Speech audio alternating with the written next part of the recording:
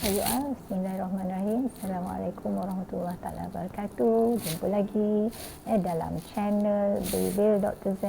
Jangan lupa subscribe. Okey, terima kasih, tolong subscribe ya. So you all, apa hari ini Dr. Z nak bercerita? Okey, hari ini kita nak berbicara tentang isu yang semakin menjadi-jadi akhir-akhir ini, iaitulah isu membunuh diri, okey, or suicide, okey, suicide issue.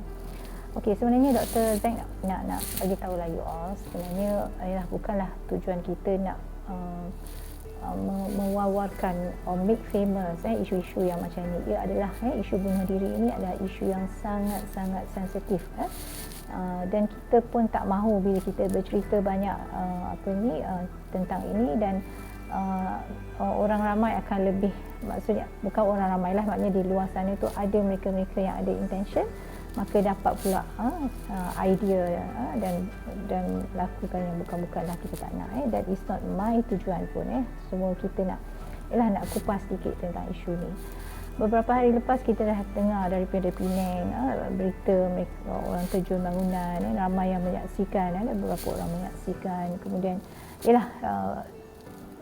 kemarin pun ada juga satu kes seorang wanita terjun dari jambatan Pulau Pinang dan diselamatkan oleh nelayan yang terjumpa, walaupun dikatakan dia mengalami sedikit gangguan mental, tapi apa pun maknanya cubaan itu berlaku. Kemudian ada juga kes yang jumpa juga baru ni di bawah bangunan sangat very unfortunate, sangat menyedihkan tapi itulah kita nak cerita ni. Mungkin ada perkara-perkara yang mungkin kita boleh bantu dari sudut individunya ataupun sebagai ahli masyarakat, kita dapat membantu mereka-mereka di luar sana macam mana kita nak menyelesaikannya. Kita tak boleh pun nak menyelesaikan secara total isu benda ni. Memang kita tak nak, kalau boleh kita tak nak langsung benda ni berlaku, tapi we can't. Untuk benteras dia secara total adalah agak mustahil lah, agak mustahil, tapi sekurang-kurangnya kita dapat membantu mereka-mereka yang berisiko. Now everybody knows apa risikonya dan kenapa akhir-akhir ni kes-kes mencanak naik. Okey, kita dah dengar juga akibat PKP ini, COVID-19 punya masalah, kesan dan impaknya, itulah dia. Tapi baru ni let Dr. Zaliha bacakan satu berita yang baru ni. Kemarin kalau tak silap disiarkan DG of Health kita, Tan Sri Dr. Nur Hisham Abdullah, ada menyatakan baru-baru ini MOH, Medical of Health, Ministry of Health, Ministry of Health ada menyatakan dalam talian sosial yang dikendalikan oleh mereka telah menerima sebanyak 122,328 call atau panggilan kepada talian psikososial bermula dari 1 Januari 2001 hingga Jun 18, 2001, which is 6 months only. Begitu banyak sekali. Dan doktor nak cakap, ini baru talian psikososial yang dikendalikan oleh Ministry of Health. Kita tak cerita lagi tentang talian kasih dikendalikan oleh Kementerian Pembangunan Wanita, Keluarga dan Masyarakat. Dan ada juga talian-talian lain yang dikendalikan oleh NGO di luar sana seperti Befrienders. Memang semuanya menyatakan bahawa ada kenaikan panggilan-panggilan ini.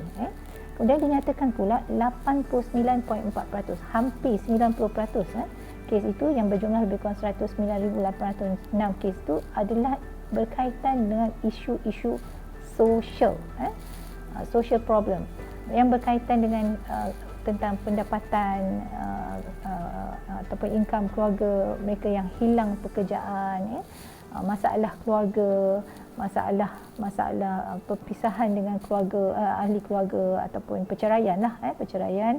Ini semua maksudnya secara orang kata ringkasnya adalah berkaitan dengan emosi. Okey.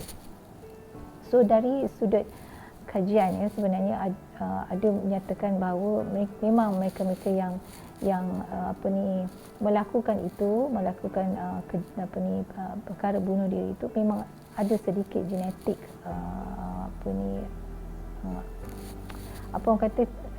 genetically preference lah ada kat situ. Tetapi apa pun masalahnya ialah kita nak kata ia harus dibendung, okey. Kerajaan of course lah kena lakukan sesuatu, sebab tu kita duk mendesak selalu kan. Kita duk kata ada banyak cara yang mungkin dalam tangan kerajaan untuk melakukannya. Sebab tu kita minta again and again we are saying that Parlimen perlu dibuka untuk dibincangkan banyak hal-hal tentang rakyat ini. Bukan masalah ini masalah kesihatan mental lah, yang ada beberapa kementerian yang in charge, yang terlibat, the stakeholders. Kemudian masalah ekonomi, macam-macam masalah yang perlu dibincangkan. Khususnya masalah COVID lah. So sekarang ni kita dah kata COVID-19 atau pandemik COVID-19 inilah menjadi kesan terbesar yang menyebabkan kejadian sosial, masalah sosial seperti kejadian bunuh diri ini meningkat dari hari ke hari. We got to do something about it.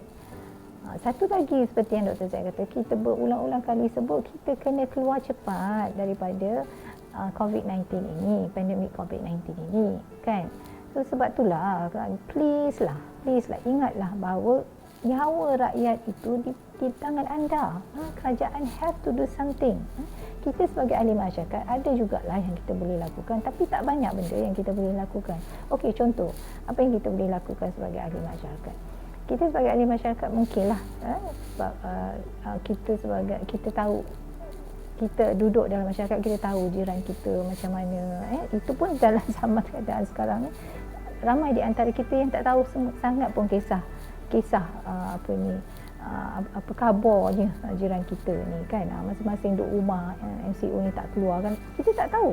Unless mereka-mereka yang mungkin sahabat kita ke, kawan kita, rakan kita yang kalau ada masalah bercerita dengan kita, meminta pertolongan sedikit daripada kita pun susah juga, tapi sekurang-kurangnya kita dapat membantu. Katalah dia kata, aku ni sebenarnya tak makan kan, dah berapa duit tinggal sikit je macam ni, boleh tak kau tolong ke apa, bolehlah kita tolong 100-200 untuk sekurang-kurangnya melegakan sementara kesusahan yang mereka lalui itu. Okey. Ataupun macam contoh kita nampak tengah jalan ada orang cuba buat macam tu, kita pujuk, kita lakukan sesuatu, call pihak berwajib untuk melakukan menyelamatkan mereka, bolehlah kita lakukan, tapi setakat mana kan. Jadi sekarang ni yang masalah tadi dah sebut dah, Datuk Tan Sri DG pun dah sebut dah sebab-sebabnya dah tadi. The stressful, orang hilang pekerjaan, orang tak ada pendapatan. Apa yang kerajaan lah kena buat kan, untuk kembalikan, pulihkan segera keadaan sekarang ni supaya orang dapat balik bekerja, hari-harian, aktiviti harian dapat dilaksanakan seperti sedia kala. Is about going out from the pandemic COVID-19. So it has to be an exit plan, and orang kata plan strategik yang orang kata yang benar-benar membumi lah, bukan main cakap fasa 1, fasa 2, fasa 3, main petik-petik je nombor-nombor tu, kena kurang daripada 4,000 maka kita dah masuk fasa 3, fasa 4. No, you dapat dari mana, you petik dari mana kan nombor-nombor tu kan. It has to be a scientific basis, a factual basis untuk kita melakukan sesuatu. Itu bukan kerja kita sebagai rakyat macam tadilah, kita bolehlah tolong sikit-sikit kan, jiran kita, tetangga kita, kawan kita bolehlah, tapi the policy has to come from the government. Government has to do something. Now, bukalah, kita nak desak, buka parlimen tu. Kerja you all lah sebagai ahli MPs, sebagai ahli parlimen, sebagai ahli Dewan Undangan Negeri, membincangkan isu rakyat ni. Apa solusi yang terbaik untuk mengembalikan kembali negara kepada keadaan yang asal sedia kala, ekonomi, naikkan balik ekonomi. It's not easy. I know it's not easy, but you have to do your part lah as kerajaan. Itu tanggungjawab you. You dah dipilih rakyat. If you think that you cannot, ni tak rasa tak rasa ke you tu bersalah, tak rasa ke you tu berdosa buat sesuatu, buat macam tu terhadap rakyat yang sepatutnya you jaga. Okey, dah cukup-cukuplah fikirkan tentang kepentingan diri sendiri, kepentingan kelompok sendiri, tapi fikirkan hak rakyat yang kita ada ni 33 juta, hampir 33 juta. They are suffering, people are suffering. Please lah, people are suffering, I tell you. Kan? Buatlah sesuatu. Kita dah cakap, Agung dah cakap segera buka pun keluar pernyataan tak, kan? Bulan 8 baru nak bulan 9. 2 months saja, 6 months pun kita dah ada sebanyak itu orang yang stres, yang itu yang kita tahu, yang dilaporkan, yang tak laporkan kita tak tahu. Itu 6 months. Ini you cakap sekarang ni bulan 6, nak buka bulan 8, 6, bulan 7, bulan 8, katalah bulan 9, 3 bulan lagi. Macam-macam boleh berlaku dalam masa itu. So, sebagai rakyat, kita memang mendesak supaya Parlimen buka segera, dengan tuntas bahaskan isu-isu rakyat dan maksudnya sebagai ahli Parlimen 222 ahli Parlimen itu bincang tuntas macam mana caranya. Lupakanlah, you have to go across ada parti politik for the benefit of the rakyat. Itulah dah macam marah lah pula Dr. Zaid ni kan, memang marah pun kan. Okay. So itu dia, insyaAllah setakat itu dulu yang kita bincangkan, ya. InsyaAllah kita jumpa lagi dalam isu-isu yang lain. Bye you all. Assalamualaikum warahmatullahi wabarakatuh.